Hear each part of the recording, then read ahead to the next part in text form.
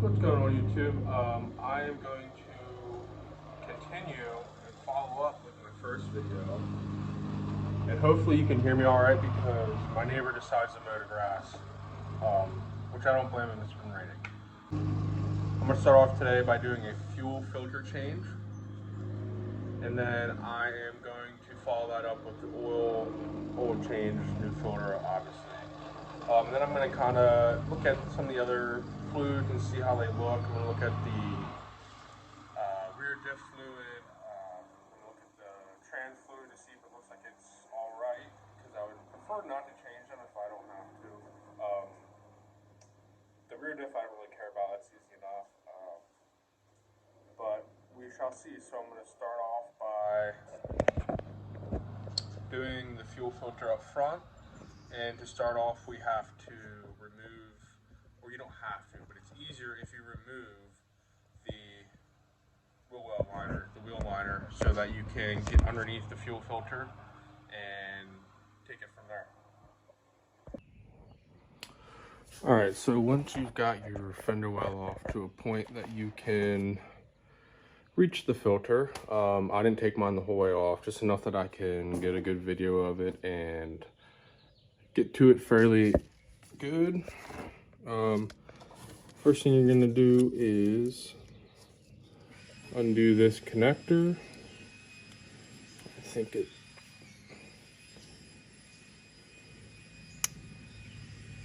that pops right out.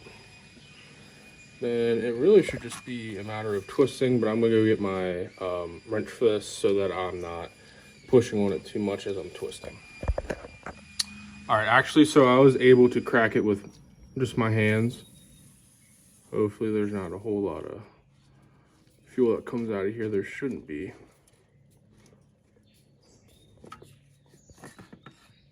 Okay. Alright, and then it comes out just like that.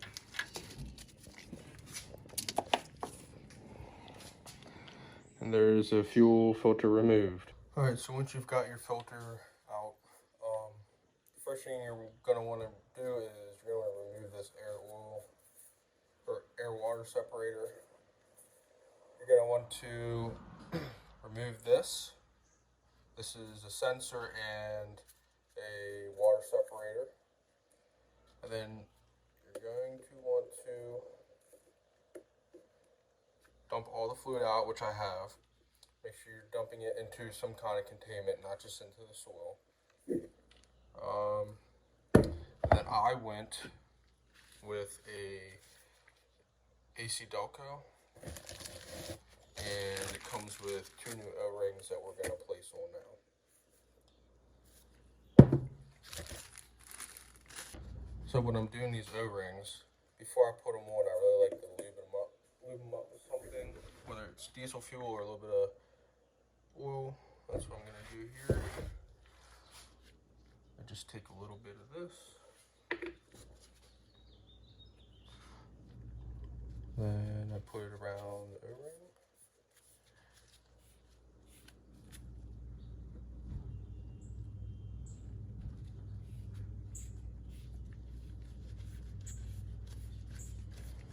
Never want to go in dry.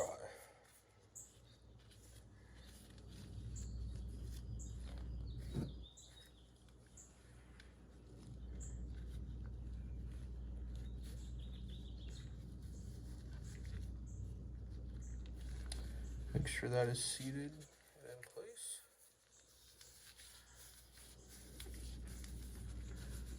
And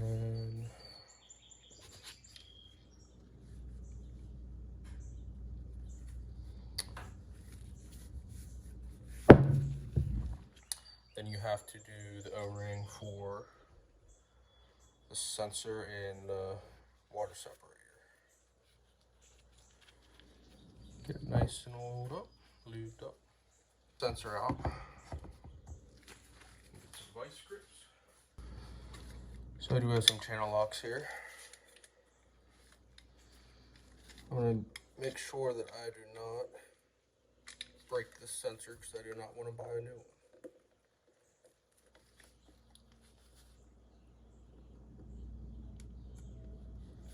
Just like that, it comes off.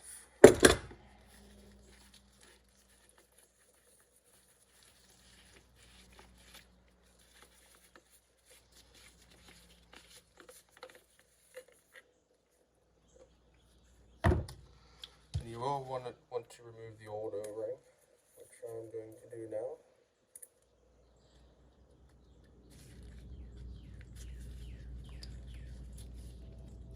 Okay. And I'm going to take the new one here,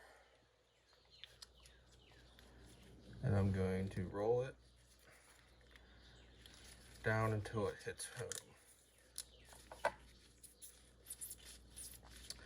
As you can see, that's fully seated, lubed up, and then we're going to put it right in the new filter here. Make sure you're not cross-threading these because it's plastic and it will ruin this sensor. So get that on hand tightened.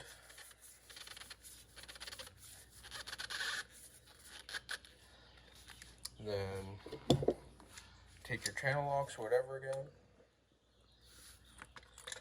Make sure you're catching it in a good spot, and then you're going to tighten it.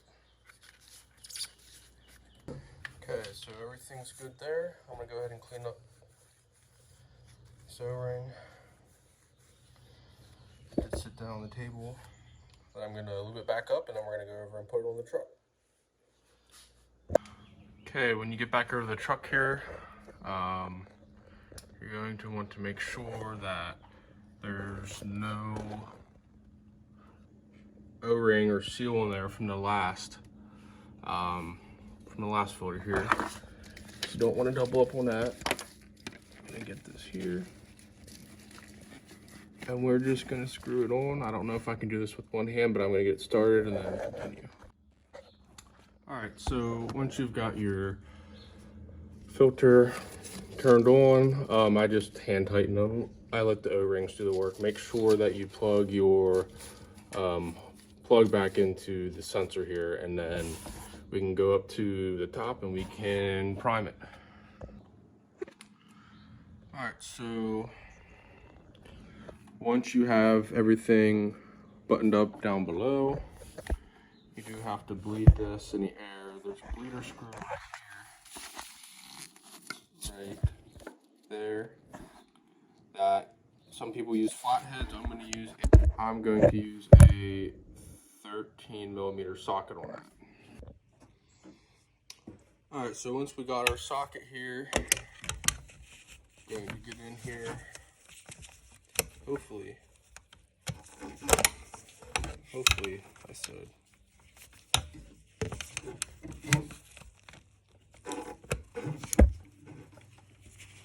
And we're going to loosen it. Okay, I can feel it loosen.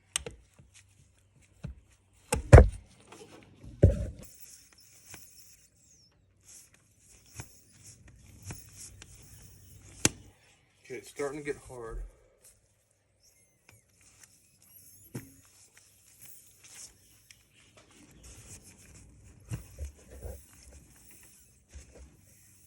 Yeah.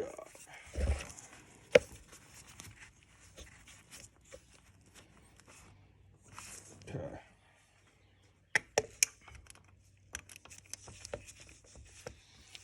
Tighten this the whole way. Again, do not over tighten this because these are just aluminum threads. Okay, that should be plenty tight.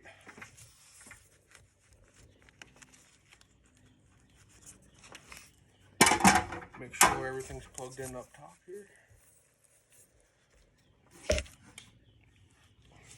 And then we are ready to get a start up and make sure everything works and make sure there's no leaks. And then once I start it up, I'll make sure there's no leaks up here and then make sure there's no leaks coming out there. So I wait to put the wheel liner back on.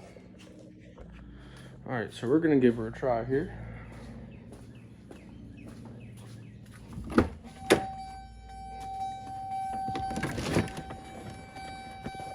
Gonna let the fuel pump kick on.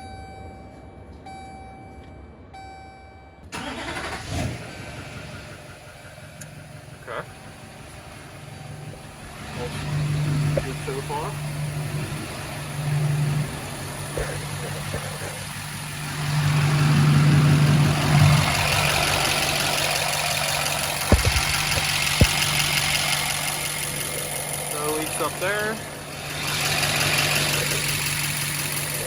No leaks right here.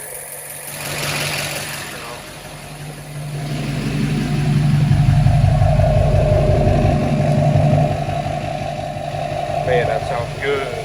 Sounds good. Alright, so we'll cut it off and then we're gonna move on to the next part here.